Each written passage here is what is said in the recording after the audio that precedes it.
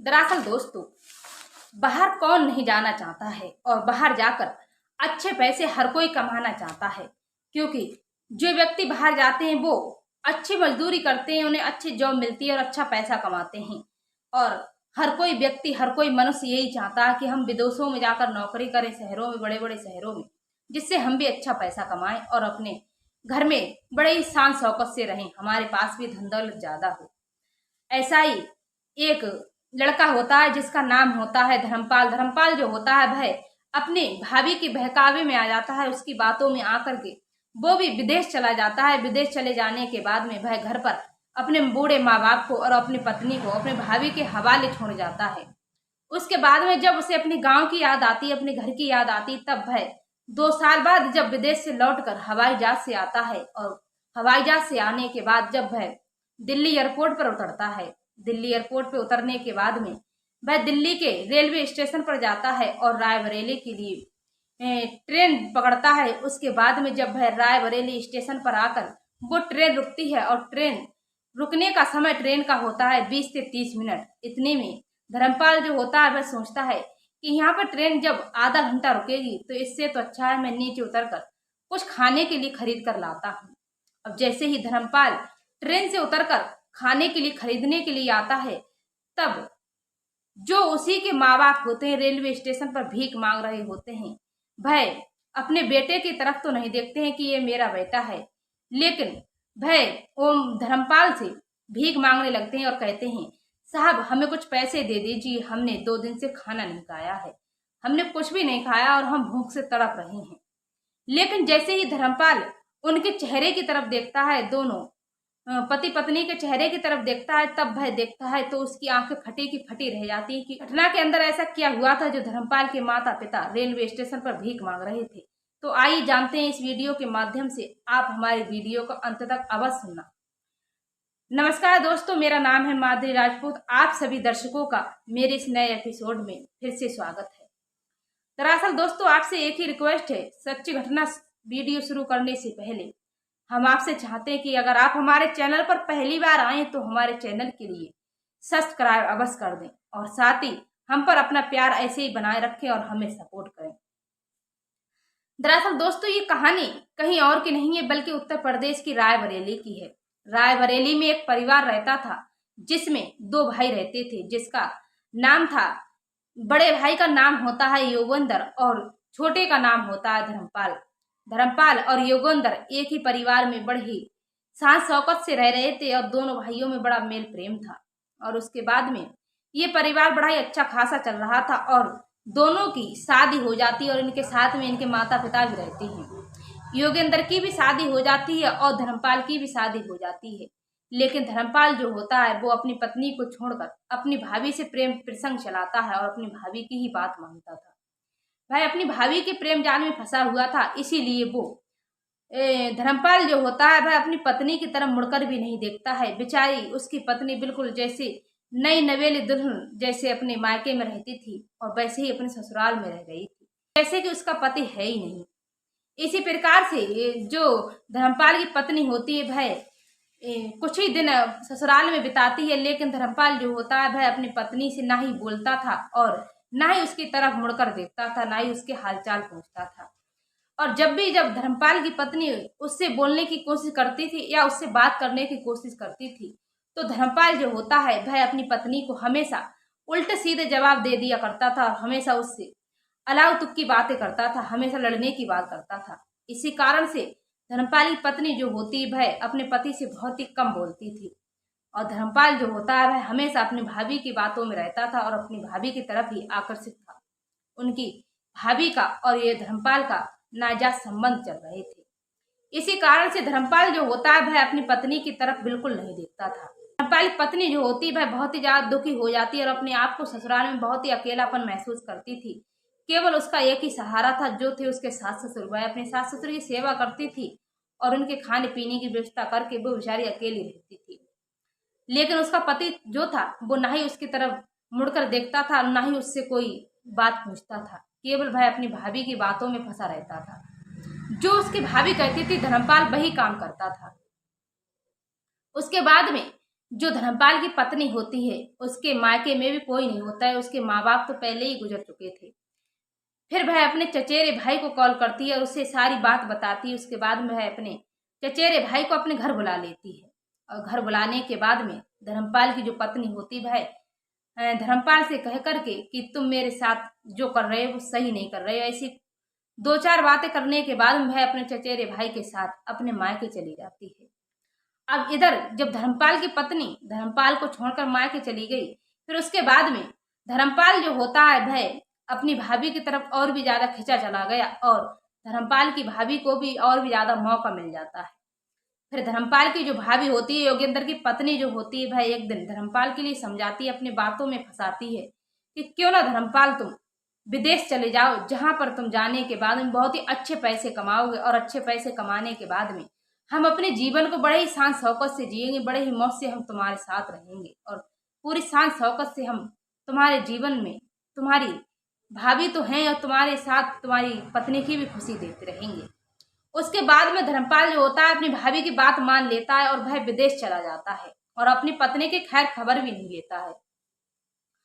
फिर धर्मपाल विदेश जाने के बाद में अपने माँ बाप को अपनी भाभी के हवाले सौंप जाता है कि भाभी मेरे जाने के बाद मम्मी पापा का ख्याल रखना और मैं वहां से आपको पैसे भेजता रहूंगा, जिससे तुम अपना भी खर्चा करना, घर चलाना और माँ बाप की सेवा करना।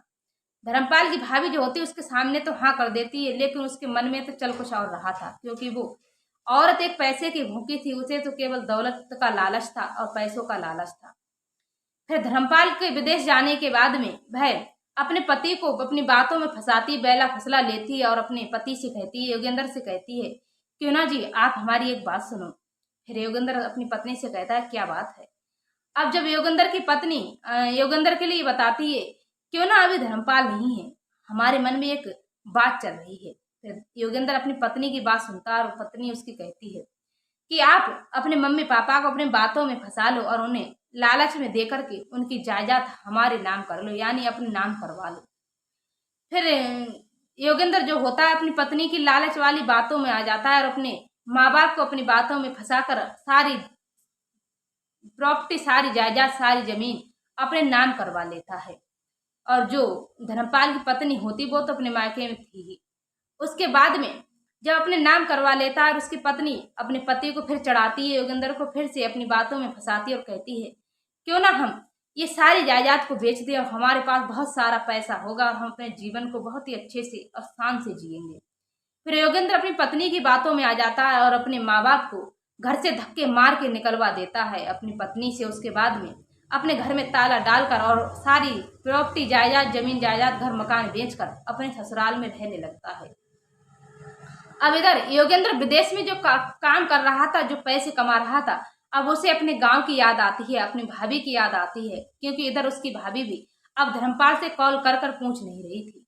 अब धर्मपाल विदेश से घर आने का जब निर्णय करता है, वो फैसला लेता है, धर्मपाल जो होता है घर आने के लिए, गांव आने के लिए हवाई जहाज का टिकट बुकिंग करता है और फिर वह दिल्ली एयरपोर्ट के लिए बैठ जाता है। और जैसे ही धर्मपाल दिल्ली एयरपोर्ट पे आता है और वहां आने के बाद में वह दिल्ली रेलवे स्टेशन पर जाकर अपने रायबरेली के लिए ट्रेन पकड़ता है। और ट्रेन पकड़ने के बाद में जब वह रायबरेली स्टेशन वाली ट्रेन पर बैठ जाता है, उसके बाद जब वह रायबरेली रेलवे स्टेशन पर ट्रेन आकर रुकती है, तब वह वहां से उतरकर रेलवे स्टेशन पर खाने के लिए कुछ खरीदने के लिए जाता है। तब जब वह ट्रेन से नीचे कदम रखता है, थोड़े ही आगे बढ़ने के बाद में दो बूढ़े पति पत्नी बैठे हुए होते, भीख मांगने के लिए बैठे होते हैं, लेकिन वह धर्मपाल की तरफ नहीं देखते हैं, उसके चेहरे की तरफ नहीं देखते हैं और उसके कदम देखकर जब उसके कदम बराबर में आते हैं धर्मपाल, तब वह धर्मपाल से भीख मांगने लगते हैं, बल्कि वो धर्मपाल के ही माता पिता थे। फिर दोनों पति पत्नी धर्मपाल से कहते हैं, साहब हमें कुछ पैसे दे दीजिए, हमें 2 दिन से कुछ भी नहीं खाया है और हम 2 दिन से बहुत ही ज्यादा भूखे हैं, हमें बहुत तेज भूख लगी है।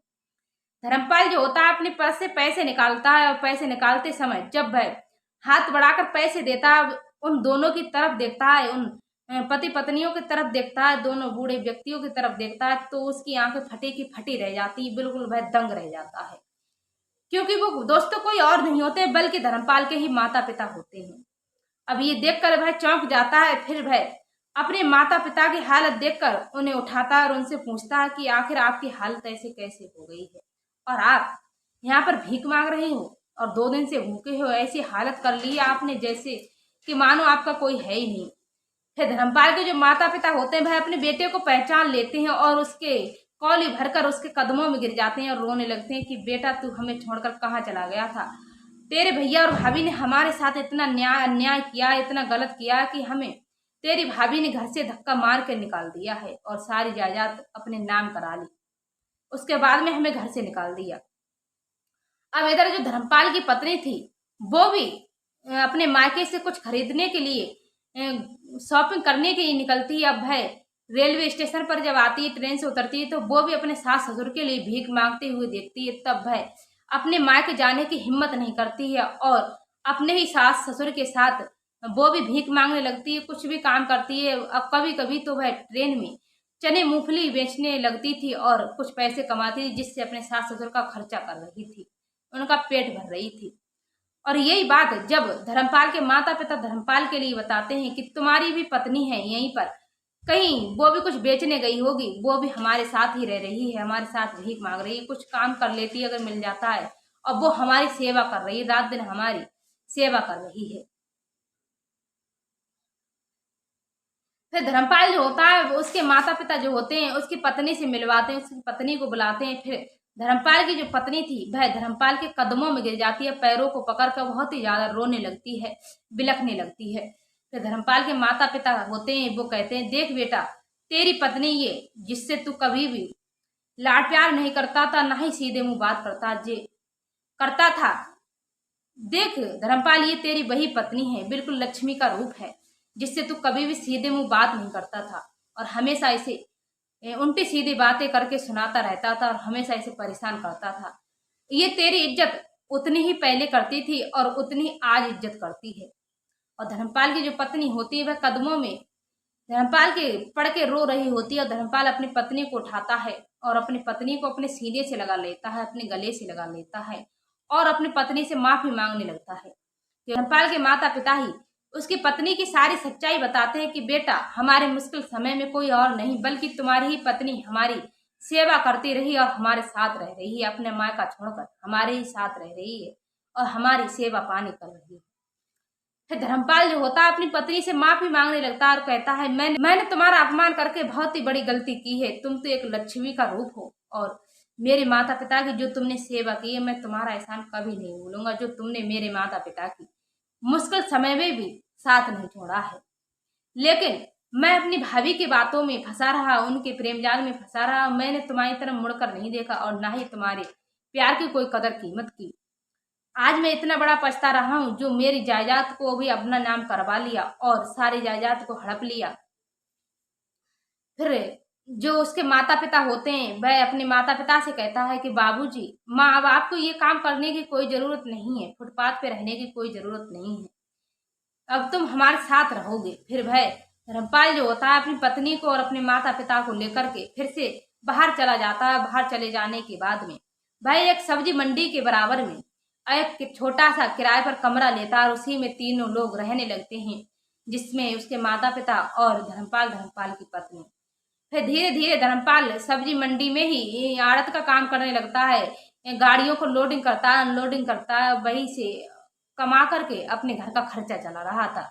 लेकिन दोस्तों, 4 लोगों का खर्चा उठाने में कोई मामूली बात नहीं है, ये तो धर्मपाल को ही पता थी कि 4 लोगों का खर्चा कैसे उठाया जाता है। फिर धर्मपाल जो होता है वह अपनी पत्नी के लिए भी वही कमरे के बराबर में एक सब्जी की दुकान लगवा देता है, जिससे वह उसकी पत्नी और माता पिता भी कमाने लगते हैं और उसके घर का खर्चा अच्छा खासा चलने लगता है। लेकिन इधर जो धर्मपाल के माता पिता थे वह अपने बड़े बेटे बहू को माफ कर देते हैं और उसके बाद में धर्मपाल के लिए भी समझाते हैं कि बेटा, तुम इन्हें माफ कर दो, अब आखिर ये जाएंगे तो कहाँ जाएंगे, इनके पास रहने के लिए कोई ठिकाना नहीं है, क्योंकि इन्होंने जो किया था वो इनके साथ गलत हो चुका है, क्योंकि इंसान जो करता है वही भरता है। अब इधर धर्मपाल की पत्नी जो थी वो भी अपने पति के लिए समझाती, धर्मपाल के लिए कहती है कि आखिर ये है तो हमारे जेठ जेठानी ही, मैं इनकी इज्जत आज भी उतनी ही करती हूँ जितनी पहले करती थी, आखिर हमारी ये जेठानी है, मैं इनके प्रति कोई अपने मन में कड़वाहट नहीं रखती हूँ, इन्होंने जो भी हमारे साथ किया है भगवान ने इन्हें उसका नतीजा दिखा दिया है। अब धर्मपाल भी अपनी पत्नी की बात मान लेता है और अपनी भाभी से कहता है कि भाभी, मैं तुम्हारी बातों में आकर मैंने अपनी लक्ष्मी जैसी पत्नी को धिक्कार दिया था और उसको सम्मान कभी नहीं दिया था, ना ही उसे कभी भी मैंने सीधे मुंह बात की थी। और तुम पर धिक्कार है कि तुम कितनी गंदी और कितनी बुरी आदत की निकली जो तुमने हमारी पत्नी के साथ और हमारे माँ बाप के साथ में इतना गलत किया। फिर भी मैं माता पिता के कहने से और अपनी पत्नी के कहने पर तुम्हें माफ कर रहा हूँ। और फिर से अपने भैया भाभी को वह पनाह दे देता है और वो भी वहीं पर जो धर्मपाल होता है अपने ही पैसों से अपने भैया के लिए सब्जी का धंधा डलवा देता है, उसकी भी सब्जी की दुकान डलवा देता है, वो भी कमाने लगता है और अपने घर परिवार को अच्छे से चलाने लगता है। क्या दोस्तों धर्मपाल ने अपने भैया भाभी को अपनाया, फिर से उसके साथ में जो सही किया उनका साथ दिया? क्या ये सही किया गलत किया, ये कमेंट में अवश्य बताना। मिलते हैं ऐसे ही किसी सच्ची घटना में किसी नेक्स्ट एपिसोड में। तब